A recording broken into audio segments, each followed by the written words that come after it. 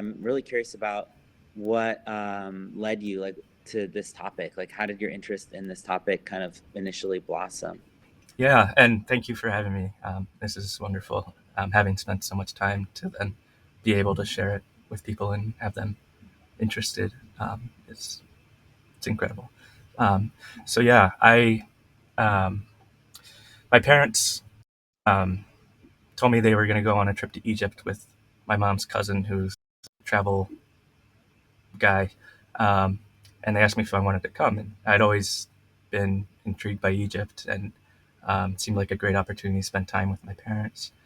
Um, so I went on the trip, and I think it was the second day we had started off in Luxor, where Karnak Temple is, which is like massive temple complex, and it was one of the main seats of power for much of ancient Egyptian history. And so in the morning we went over to the west side of um, the area across the river and started off at the Temple of Hatshepsut.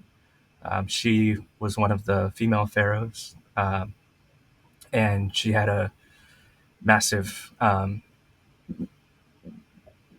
temple funerary cult complex in this area where it's west of the main city. The sun sets in the west. It's a common symbol of death in the afterlife in many cultures. So her temple's over there. I didn't know much about her at all at that point, just a little bit. Um, but we were walking around, and suddenly I saw this carving on one of the walls, and it was the goddess Hathor nursing Hatshepsut as a small person. Um, and I knew that Hathor was a cow goddess, symbol of motherly love, among other things. And it just hit me immediately. Like,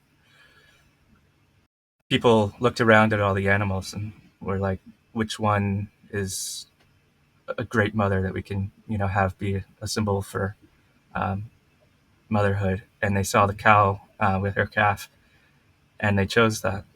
And yet, the way that we treat actual cows and their calves is horrendous within the dairy industries, as well as, of course, all the others.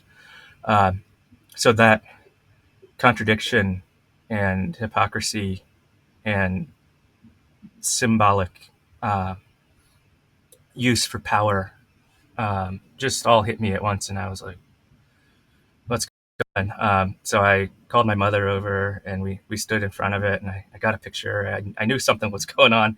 I didn't fully understand it at the time, and then um, once I got back from the trip, it stayed in my mind. I couldn't stop feeling it, and um, yeah, that's how it started.